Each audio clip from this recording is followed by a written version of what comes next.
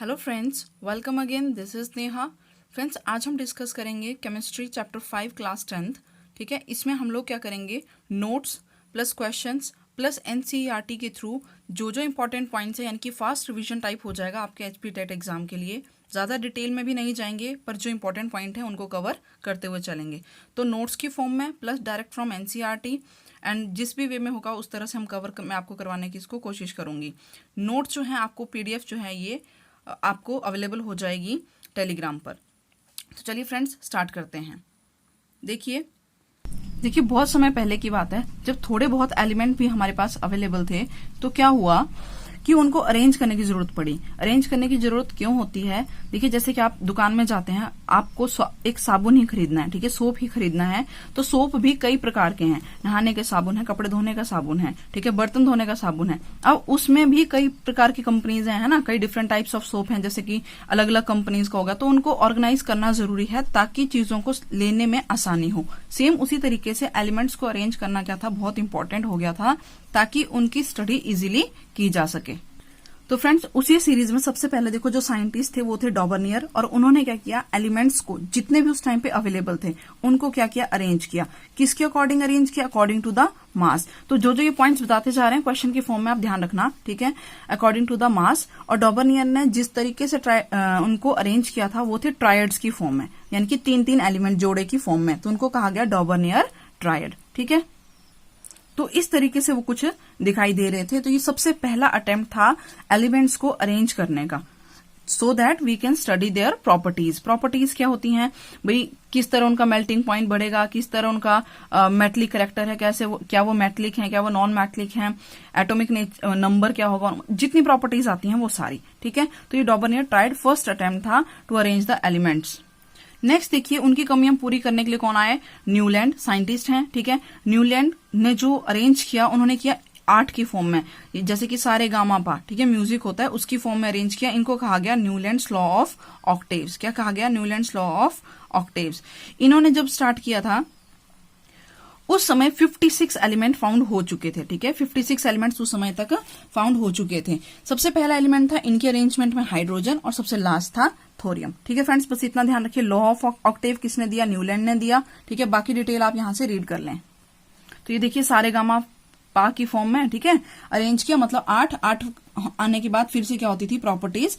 8th element जो है first की तरह, मतलब पिछले वाली रो की तरह फिर से प्रॉपर्टीज को रिपीट करता था। और यहाँ पे इनके बारे में कुछ बता रखा है। नेक्स्ट, अब जो आए वो थे मेंडलीव, ठीक है। सबसे पहले डॉबर्नियर, फिर न्यूलैंड, फिर मेंडलीव। तो मेंडलीव जो है ये इन्होंने बेस प्रोवाइड किया। आज की जो हम पीरियोडिक टेबल पढ़ते हैं उसके लिए बेस का काम इन्होंने किया। इनका अरेंजमेंट भी किस बेस में था? मास के बेस में था, ठीक है, एटॉमिक मास के बेस में इन्होंने अरेंज किया। जब इन्होंने अपनी अरेंजमेंट, मतलब इनको अरेंज करना शुरू किया, उस समय तक 63 एलिमेंट्स फाउंड हो चुके थे, ठीक है फ्रेंड्स, 63 एलिमेंट फाउंड हो चुके थे। और जो इन्होंने अरेंजमेंट की, इनको बनाया, उनको अरेंज किया था compounds of O and H की फॉर्म में।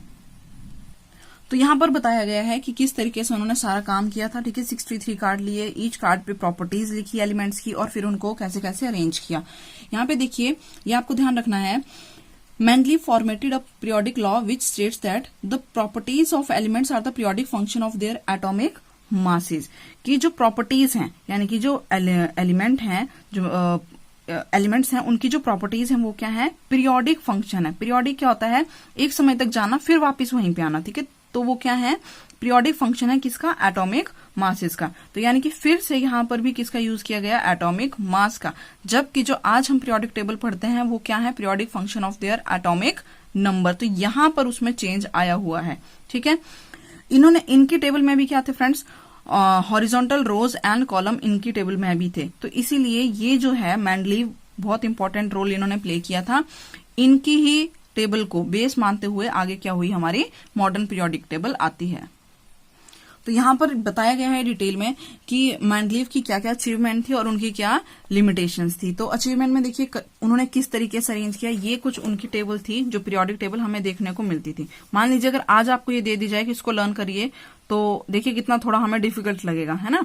जबकि मॉडर्न पीरियोडिक टेबल लर्न करना या उसको, उसकी प्रॉपर्टीज को समझना थोड़ा इजी है, मतलब थोड़ा क्या, बहुत ज्यादा सिंपल है। तो यहाँ पर फ्रेंड्स मैं बहुत ज्यादा डीप में इसमें नहीं जा रही हूँ कि किस किस तरह से अरेंज किया, कहाँ पे इन्होंने स्पेसिस छोड़े, किन किन को एक साथ रखा, ठीक है।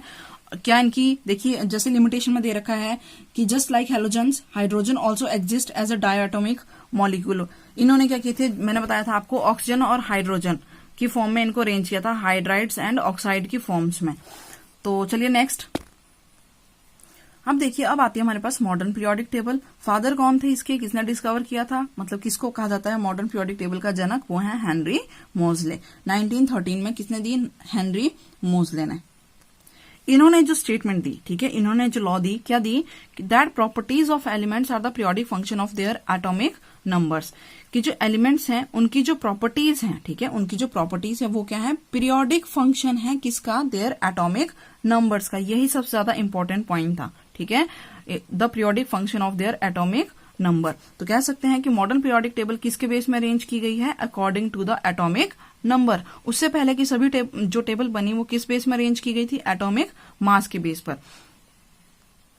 एटॉमिक जो नंबर है उसको किससे रिप्रेजेंट किया जाता है, Z से, ठीक है, ठीक है। अभी तो friends exam point of view से फास्ट कर रहे हैं। तो फाइनली फ्रेंड्स अब जो हमारे पास टेबल आई, ठीक है, जो अब हमने अरेंजमेंट किया, जो अब टेबल बनी एलिमेंट्स की अरेंज करके किस बेसिस में, एटॉमिक नंबर के बेस में अरेंज करने के बाद, उसको कहा जाता है मॉडर्न पीरियोडिक टेबल, ठीक है। यही क्या कहलाती है, मॉडर्न पीरियोडिक टेबल। अब इसमें देखिए क्या क्या है, इसमें 3 तरह के मेटल हैं, सॉरी एलिमेंट्स हैं। ध्यान रखना एलिमेंट्स क्या है, जो तत्व हैं पूरे के पूरे मिला के ये सारे क्या कहलाते हैं, एलिमेंट्स कहलाते हैं। जबकि एलिमेंट्स को कैटेगरीज में डिवाइड किया जाता है, क्या, कुछ एलिमेंट्स मेटल होते हैं, कुछ नॉन मेटल हैं और कुछ क्या है, मेटलॉइड हैं, ठीक है। अब यहाँ टेबल को देखिए ध्यान से, ये जो ग्रीन कलर का पोर्शन आपको दिखाई दे रहा है, ठीक है, राइट, ये लेफ्ट साइड में, ठीक है, लेफ्ट, और ये हमारे राइट में। तो राइट साइड वाले जो होते हैं ये वाले पोर्शन, ये तो है इधर वाला, ये है सारे नॉन मेटल, राइट वाले क्या है, मेटल्स, और ये जो पिंक कलर में आपको डिस्ट्रीब्यूशन दिखाई दे रही है ये क्या कहलाते हैं, मेटलॉइड। अब इनकी प्रॉपर्टीज को हम डिस्कस करेंगे। मेटलॉइड क्या है, metalloids are the elements, metalloids are the elements which shows the properties between properties of both, किस किस की, मेटल्स एंड नॉन मेटल्स दोनों की प्रॉपर्टीज को शो करते हैं, वो क्या कहलाते हैं, मेटलॉइड कहलाते हैं। ठीक है, जिगजैग लाइन में यहां दे रखा है ये। इसके अलावा कुछ और एलिमेंट्स हैं, ठीक है। अच्छा, इनके नाम देख लो पहले, ठीक है। यहां देखिए ये क्या कहलाते हैं, रिप्रेजेंटेटिव एलिमेंट्स। जो ग्रुप 1 और ग्रुप 2 है, ये जो कॉलम है, कॉलम्स को क्या कहा जाता है, ग्रुप, और ये जो लाइंस होती हैं इनको कहा जाता है पीरियड्स। तो कितने पीरियड्स थे मॉडर्न पीरियोडिक टेबल में, 7 पीरियड। और कितने कॉलम है इसमें, कॉलम होते हैं ये जो लाइंस अब ऊपर से नीचे की तरफ बन रही हैं, ठीक है। तो इनको कहते हैं ग्रुप। कितने ग्रुप हैं इसमें, 18 ग्रुप थे, और कितने पीरियड्स थे, 7 पीरियड थे। ग्रुप 1, 2 और 13 to 17, सॉरी 17 नहीं, यहाँ पे लास्ट तक आ जाएगा 18 तक। इन सबको मिला के क्या कहा जाता है, रिप्रेजेंटेटिव एलिमेंट्स। ठीक है, क्या कहा जाता है, रिप्रेजेंटेटिव एलिमेंट्स। साथ ही साथ 1 और 2 को क्या कहते हैं, एस ब्लॉक एलिमेंट। यहां से देखिए 13 to 18 ये क्या कहलाते हैं, पी ब्लॉक एलिमेंट्स। ये सेंटर वाले को क्या कहते हैं, ट्रांजिशन एलिमेंट्स और डी ब्लॉक एलिमेंट्स। इसके अलावा 2 अलग तरह के हैं, ठीक है। यहाँ पे इनको क्या कहा जाता है, लेंथेनॉइड एंड एक्टेनॉइड। ये 57 के आगे देखो, यहाँ से 58 से स्टार्ट है, ठीक है, और यहाँ 89 से आगे ये 90 से स्टार्ट है। इनको कहते हैं इनर ट्रांजिशन एलिमेंट्स, या एफ ब्लॉक हमारा ये होता है, ठीक है। अलग से ब्लॉक एफ ब्लॉक। तो ब्लॉक कौन से हो गए, S block, P block, D block, ठीक है। कौन नाम क्या क्या है, representative element, transition element and inner transition elements.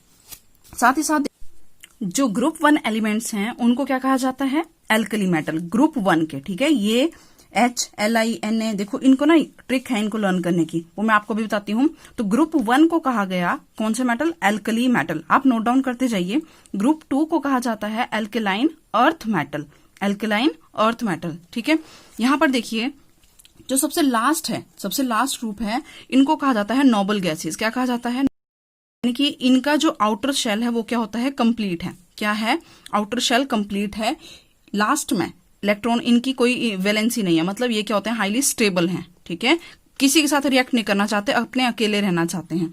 Group 17 को क्या कहा जाता है, हेलोजन ग्रुप कहा जाता है। ध्यान रखना, अगर कहीं पे इंपॉर्टेंट है तो ये आपका काफी ज्यादा इंपॉर्टेंट है, हेलोजन ग्रुप, ठीक है।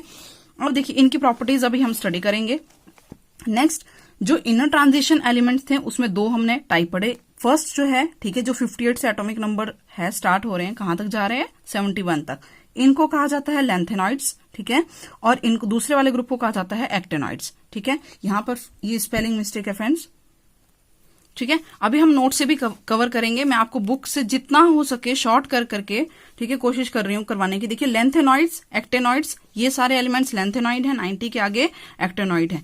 ये वाले एलिमेंट्स क्या होते हैं बेसिकली, एक्टेनॉइड्स क्या होते हैं, दे आर रेडियो एक्टिव, ठीक है। मतलब इनसे जैसे वो न्यूक्लियर रिएक्शंस वगैरह होती हैं उनमें ये यूज किए जाते हैं, लाइक यूरेनियम, ठीक है, न्यूक्लियर रिएक्शंस में यूज होता है।